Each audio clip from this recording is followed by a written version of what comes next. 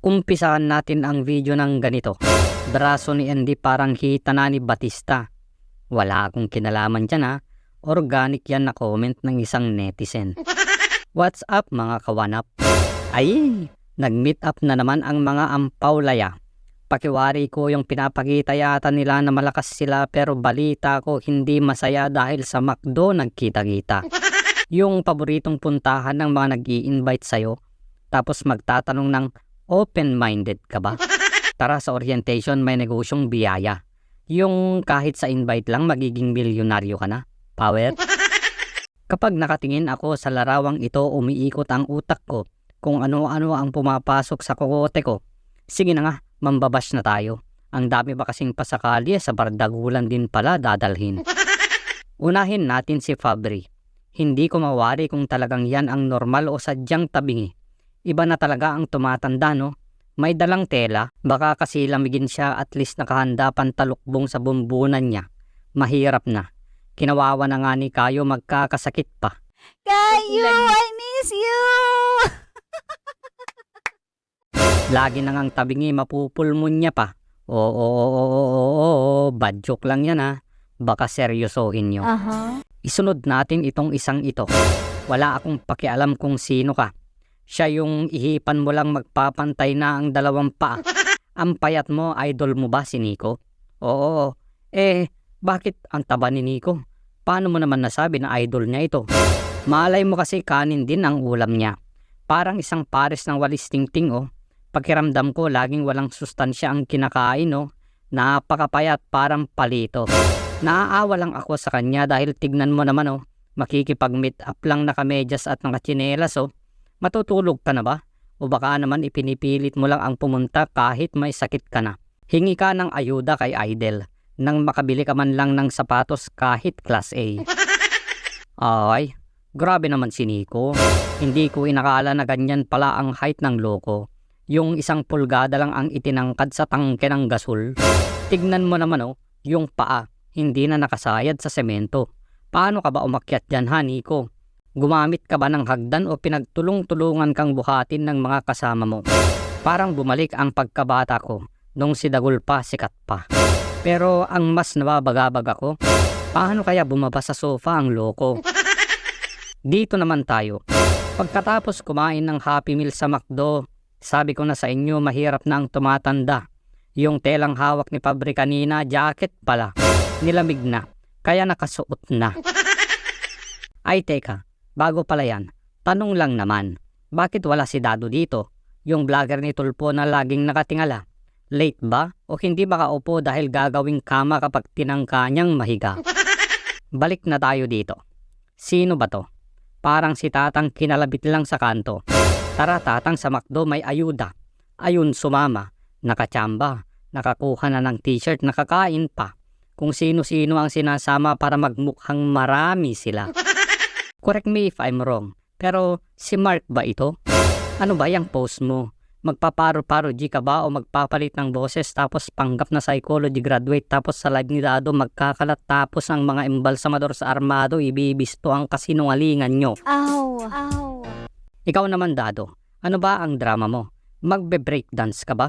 Parang gusto mo din yata sumayaw ah. Kaya ba ganyan ang postura dahil nakapag-practice ka na? O baka nahampas ka na naman ni Mesha ng bote ng mineral. Umayos ka. Tayo na lang nga hindi mo pa magawa ng tama. Itong isang to kilala din yata ng mga armado. Kunwari lumayo kayo sa isa't isa ng asawa mo pero dito halos magpalit na ang mga mukha nyo. Akala nyo naman maloloko nyo kami ha? Hindi pala naka-t-shirt kaya naman pala. Hindi kasali sa ayuda. Pero saan naman lang pinakain nyo? Mahirap yan magutuman, nagkukurumentado. Tignan mo naman si Mesyang parang nananadya. Yung ginagaya niya pati postura ng kanyang di umanong asawa. Kakabuhat mo ba sa kanya?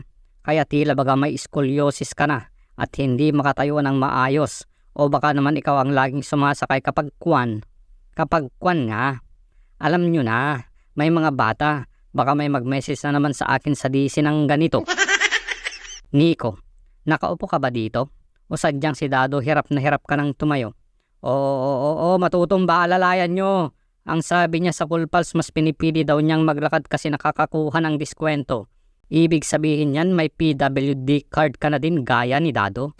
Ay teka, yung pinuputok ng butsi ng amo nyo na ligaw yata, dito na ba ang bigayan ng panalo ng loto?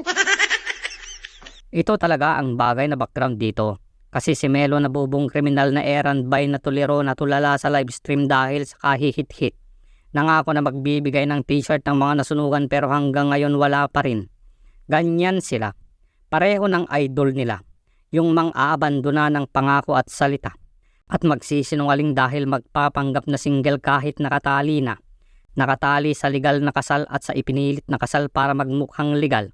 O diba? Ang kakapal ng mga apog nila. Yung linis-linisan at banal-banalan ng idol nila pero sa loob demonyo pala. Di ba Barbie? I didn't come kasi. Siya nga pala, masakit pala talaga sa una. Sa tagal ko nang gumagala sa mundo ng YouTube ngayon lang ako na time out ha.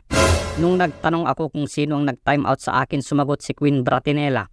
Si Paco daw ang salarin kaya pinapabanatan niya. Nako QB, sa armado walang maitatago. Pero mukha ko kahit aninag ni isa sa armado walang clue. O di ba? Ang galing ko. Kahit anong imbestiga ng mga embalsamador hindi ako nakikilala. Ayan o, Queen Bratinella may ebidensya kaya naman i-play natin ito. Pero i-blurred natin ha, baka mag-tantrums. Kung magtatanong ka kung saan ko nakuha mag-backread ka sa armado. Magtago-tago ka na kung sino ka man nahayop kang nagbigay sa akin ito.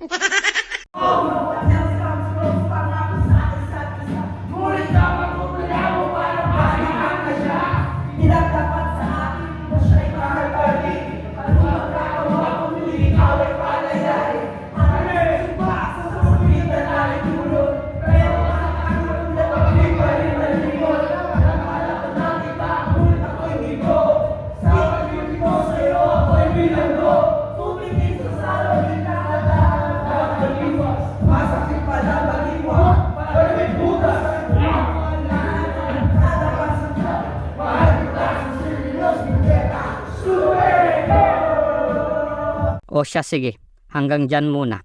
Busy talaga ako kaya hindi makagawa ng pambara. Aha. Aha. Aw. Aw. Oh, baby, baby. Sabi nga dun pa ako sa ano mo. Sa... Kay Kayo. Namimiss ko na siya. Cranberries ba? Cranberries. Sina? Sabi mo ba ako? Kailangan niya ng kalandian. Umakit siya dito sa channel ko. Lalandiin ko lang. Landian kami dalawa dito. Less. More on research. More on research. Less landian. More on research ka ng kanta. Mag-research pa tayo ng kanta. Lintik talaga, oo.